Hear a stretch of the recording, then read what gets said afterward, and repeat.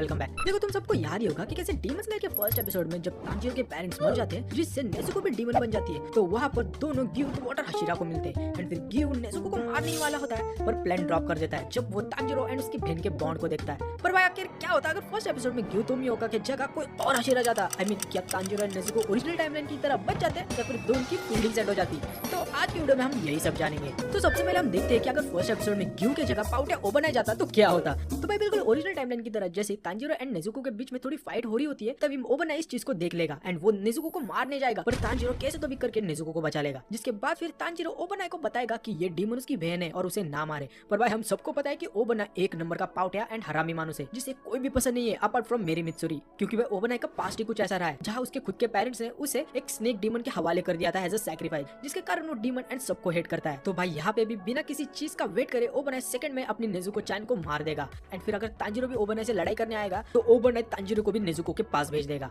तो फिर भाई अपना एपिसोड 1 डीमन स्लेयर का लास्ट एपिसोड बन जाएगा, क्योंकि भाई अभी कोई सन ब्रीथिंग यूजर ही नहीं रहा जो कि आगे जाके मुजान को टक्कर दे सके। मतलब सारे डीमन स्लेयर की फील्डिंग सेट हो जाएगी एंड फिर सारे अपर मून ये गाना गाएंगे, जग में सब कहेंगे मर गया।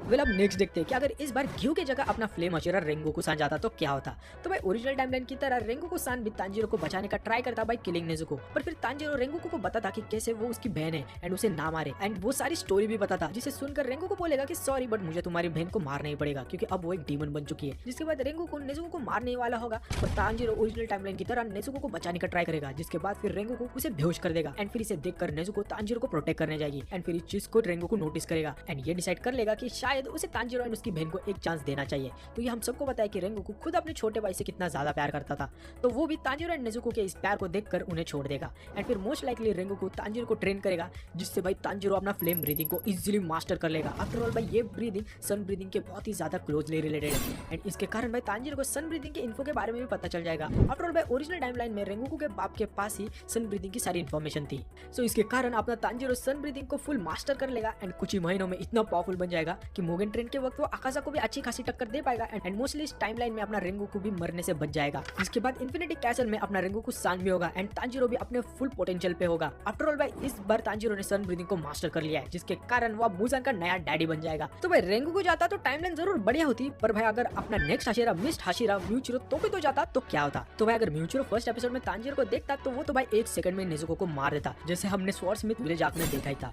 एंड भाई इसे देखकर ऑफकोर्स तांजीरो भी म्यूचिरो के ऊपर अटैक करेगा। और भाई हम सबको पता है कि म्यूचिरो के पास्ट के कारण वो अपने इमोशन को खो दिया है जब उसका भाई उसे बचाने के लिए डीमन के हाथों मर गया था, जिसके कारण म्यूचिरो तांजीरो को भी पेल देगा एंड उसे भी उधर के उधर ही मार देगा क्योंकि तांजीरो अभी बहुत ही ज्यादा वीक है। पर देयर आर स्मॉल चांसेस कि अगर नेजुको तांजीरो को बचाती है एंड म्यूचिरो ये चीज को देख ले तो शायद से म्यूचिरो उन्हें नहीं मारेगा, पर भाई इसके चांसेस बहुत ही ज्यादा लो है एंड इन केस अगर बच भी जाए तो भी म्यूचिरो उन्हें कोई भी ट्रेनिंग नहीं देगा एंड तांजीरो एंड उसकी बहन को उसी हालत पे छोड़ देगा, जिसके बाद most likely Tanjiro and Nezuko आगे जाके किसी डीमन के हाथों मारे ही जाएंगे। सो भाई अब देखते हैं अगर इस बार ग्यू की जगह मेरी प्यारी मित्सुरी जाती तो क्या था। सो मित्सुरी जैसे ही नेजुको को देखती वो भी उसे मारने का ट्राई करती पर तांजीरो कैसे तो भी नेजुको को बचा लेता। जिसके बाद फिर तांजीरो बोलता कि नेजुको उसकी बहन है एंड सब स्टोरी सुना था, जिसे सुनकर मित्सुरी फुल रोने लगती है और सेंटी हो जाती। आफ्टर ऑल भाई हमने एनिमे में देखा ही है कि कैसे मित्सुरी नेजुको को अपनी एक छोटी बहन की तरह देखती है एंड उसका बहुत लाड भी करती है। तो भाई Mitsuri most likely Tanjiro and Nezuko को छोड़ देगी एंड फिर तांजीरो को ट्रेनिंग भी देगी जिससे तांजीरो फुल लव ब्रीदिंग को सीखेगा। पर भाई लव ब्रीदिंग तांजीरो बिल्कुल भी सीख नहीं पाएगा जो कि उसके natural breathing and fighting style से बिल्कुल अपोजिट है। आफ्टर ऑल भाई लव ब्रीदिंग में यूजर लव के इमोशन को मिमिक करता है जिससे वो अपने स्ट्रेंथ स्पीड एंड फ्लेक्सिबिलिटी को बढ़ाकर जिम्नास्टिक स्टाइल अटैक कर सकता है। ऊपर से हमने हाशिरा ट्रेनिंग के वक्त देखा ही था कि कैसे तांजीरो जब मित्सुरी के लव ब्रीदिंग की ट्रेनिंग ले रहा था तब उसकी लिटरली फट गई थी। पर भाई देखो इस चीज को जरूर मित्सुरी समझ जाएगी कि तांजीरो लव ब्रीदिंग से कंपैटिबल नहीं है, जिसके कारण फिर वो तांजीरो को रेंगोकू सान के पास ट्रेनिंग के लिए भेज देगी, क्योंकि भाई हमें मांगा में बताया था कि कैसे मित्सुरी ने खुद रेंगोकू से ट्रेनिंग ली थी एंड जब वो फ्लेम ब्रीदिंग को सीख नहीं पाई थी तब उसने लव ब्रीदिंग को क्रिएट किया था जो कि उसके स्टाइल को मैच करे। सो भाई अब नेक्स्ट देखते हैं कि अगर इस बार फर्स्ट एपिसोड में ग्यू की जगह द मोस्ट हरामी मानुस साने में जाता एंड भाई अगर साने में नेजुको को देखता तो वो तो भाई उसे देखते उसी मोमेंट पे अटैक करके उसे मार देता। पर भाई जस्ट सेकंड के लिए मान के चलते हैं कि तांजीरो कैसे तो भी करके नेजुको को बचा ले एंड फिर वो सानेमी को मनाने का भी ट्राई करेगा। पर भाई हम सबको पता है कि सानेमी कितना बड़ा पाउट है जो कि डीमन को बहुत ही ज्यादा हेट करता है ड्यू टू हिज पास्ट, क्योंकि सानेमी जब बच्चा था उसने अपनी माँ को मार दिया था जो कि डीमन थी ताकि वो अपने भाई को बचा सके। इतना ही नहीं, आगे जाके जब सारे हशिरा तांजीरो को मिलते हैं तब सानेमी नेजुको के अंदर अपनी तलवार डालकर मजे लेता है। नोटी उड़ा के बहन के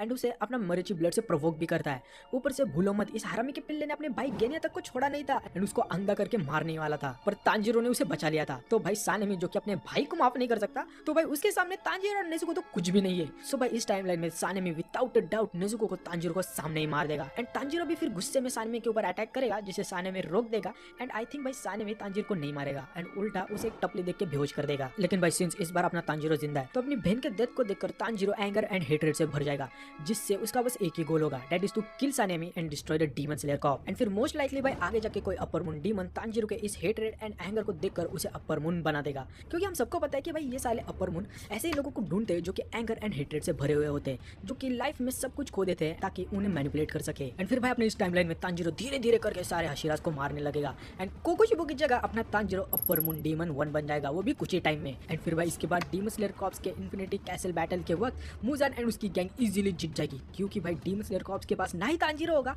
और सिंस भाई तांजीरो कभी लेडी टमायो को मिलता ही नहीं, तो उनके पास ना ही मुजान को वीक करने वाला पॉइजन होगा। एंड फिर लास्ट में जाके भाई अपना तांजीरो सन को भी कॉन्कर कर लेगा, जिससे भाई तांजीरो को पता चल जाएगा कि वो मुजान से भी ज्यादा स्ट्रॉन्ग है एंड फिर भाई वो मुजान को भी हरा देगा एंड फिर सबका बाप बन जाएगा एंड फिर पूरे वर्ल्ड के ऊपर कब्जा कर लेगा। वेल ये शायद से ज्यादा हो गया, लेकिन मुजान को तो मार देगा और खुद डीमन किंग बन जाएगा। सो भाई सानेमी पाउटा के हरामीगिरी के कारण पूरा डीमन स्लेयर कॉर्प्स का गेम ही बच गया। Well I hope so next Hashira के साथ ऐसा ना हो जो कि अपना तेंगेन उजुई। सो फर्स्ट एपिसोड में अगर ग्यू की जगह तेंगेन जाता तो भाई वो नेजुको को देखते उसे सेकंड्स में मारने का ट्राई करता एंड मोस्ट लाइकली भाई तेंगेन फर्स्ट स्ट्राइक में ही नेजुको को मार देगा due to his insane speed. And since हम सबको पता है कि तेंगेन एक्चुअल में कभी भी किसी इनोसेंट ह्यूमन को मरने नहीं देगा, जो कि हमने एंटरटेनमेंट डिस्ट्रिक्ट में देखा ही है कि कैसे वो अपनी जान देने के लिए भी तैयार था सब लोगों को बचाने के लिए। सो अपने इस टाइमलाइन में तेंगेन तांजीरो की हेल्प करने का ट्राई करेगा और उसे डीमन स्लेयर कॉर्प्स लेके जाएगा एंड उसे समझाएगा भी कि कैसे नेजुको को मारना बहुत ही ज्यादा नेसेसरी था, नेजुको को फिर से ह्यूमन बनाने के कोई भी चांसेस नहीं थे। सो भाई अब तेंगेन के बाद अपने नेक्स्ट हाशिरा को देखते हैं, जो कि ये मेरी शिनोबु कोचो। सो अगर शिनोबु फर्स्ट एपिसोड में ग्यू की जगह जाती तो तुम्हें क्या लग रहा होगा कि ये कुछ भी नहीं करेगी, पर लेट मी टेल यू भाई शिनोबु दिखती मतलब सीधी स्वीट एंड स्वामी टाइप की है, पर अंदर से एक नंबर की हरामी टाइप की है,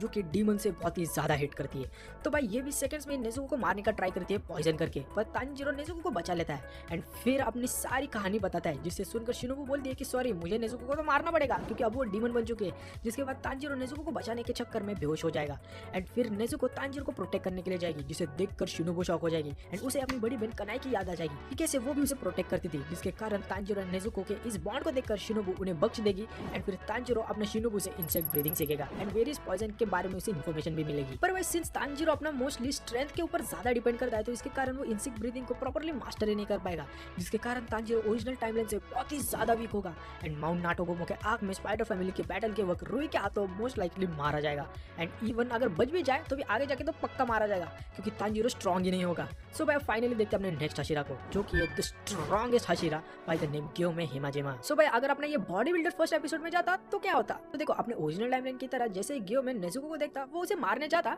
पर मान के चलते कि भाई तांजीरो कैसे तो भी करके नेजुको को बचा लेगा एंड फिर अपनी सारी कहानी ग्योमे को बताएगा, जिसे सुनकर भाई ग्योमे अपना उधर ही रोने लग जाएगा, क्योंकि हम सबको पता है कि अपना ग्योमे कितना ज्यादा सेंसिटिव है और छोटी छोटी से बात पे रोने लगता है। एंड ऊपर से जब ग्योमे देखता है आई मीन सेंस करता है कि कैसे नेजुको तांजीरो को प्रोटेक्ट करिए, तो इसे देखकर उसे अपने पास की याद आएगी कि कैसे वो अपने ऑर्फनेज के बच्चों को प्रोटेक्ट करता था एंड फिर इस चीज के कारण ग्योमे पक्का तांजीरो एंड नेजुको को छोड़ देगा एंड फिर तांजीरो अपना ग्योमे द स्ट्रॉन्गेस्ट हाशिरा से ट्रेनिंग लेगा एंड स्टोन ब्रीदिंग को मास्टर कर लेगा। एंड सिंस भाई स्टोन ब्रीदिंग मोस्टली स्ट्रेंथ के ऊपर ज्यादा डिपेंड करती है, जो कि हमने हाशिरा ट्रेनिंग के वक्त देखा ही था, तो भाई अपना तांजीरो भी इस स्टाइल को बहुत ही इजीली मास्टर कर लेगा, जिसके बाद फिर वो आगे जाके सन ब्रीदिंग को मास्टर करके और भी ज्यादा पावरफुल बन जाएगा एंड फाइनल बैटल में मुजान की खतरनाक वाली मारेगा। तो भाई यही थे सारे scenarios and I hope so तुम्हें ये वीडियो पसंद आई हो। वैसे तुम्हें क्या लगता है अगर कोई हाशिरा फर्स्ट एपिसोड में जाता तो क्या होता, मुझे कमेंट सेक्शन में जरूर बताना।